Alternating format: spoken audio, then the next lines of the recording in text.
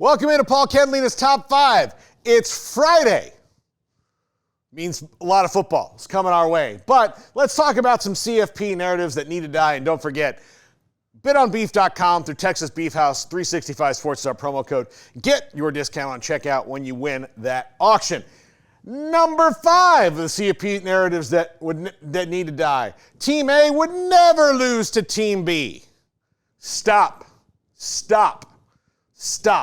Just don't. This makes no sense. Upsets happen all the time. And to play the hypothetical game, like, do you really believe? I don't know. Let's see them play. And if Team B gets their ass whipped, then they get their ass whipped. If Team B wins, then they win. Nothing's going to change in your life one way or the other. So stop with this narrative. It's stupid. I'm talking to you, bald SEC clown. Number 4. Losses are more important than wins. No, they're not. They're absolutely not. Wins should matter. Being proven on the field should matter. Yes, I know that there's this idea that you want the 12 best teams, but sometimes the best and most talented teams don't win things. There are scores of Yankee teams that have not won the World Series, but if you line them up, they're the best team. It's about who's winning now and who's earned their way in. So if you're 9-3 in the SEC and you don't make it, tough. Win another game next year and make it to the playoff then. Stop crying about your schedule. This is what you wanted.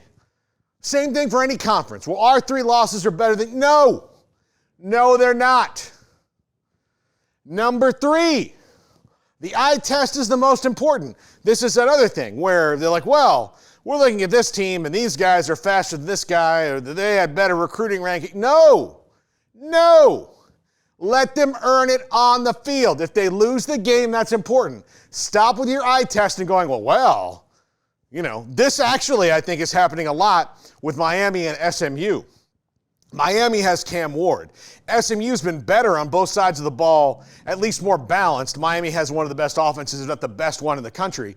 But they have Cam Ward. Kevin Jennings is really good, but man, he's no Cam Ward. So I think that's what's affecting the eye test on Miami and SMU is that Cam Ward is magic. Kevin Jennings is effective. And they're saying, well, Miami needs to be ranked higher than SMU, even though SMU has the better resume, the better defense, and the more consistent team so far this year. And the same record. And guess what? By your own metric, a way better loss. Number 2, strength of schedule means different things. Thank you, Mr. President. It does not. You have to get a basic metric for what it really is. And some of the strength of schedule is really based on before this year of history. No. Strength of schedule is right now. Who they've beaten, who they've lost to, and who wins the games. That's what strength of schedule is. Get a solid metric across the board of what that is and stop making it just, again, back to the eye test. Because right now, strength of schedule doesn't seem to matter because anytime the numbers are thrown out about the strength of schedule, the narrative of the eye test jumps over the strength of schedule.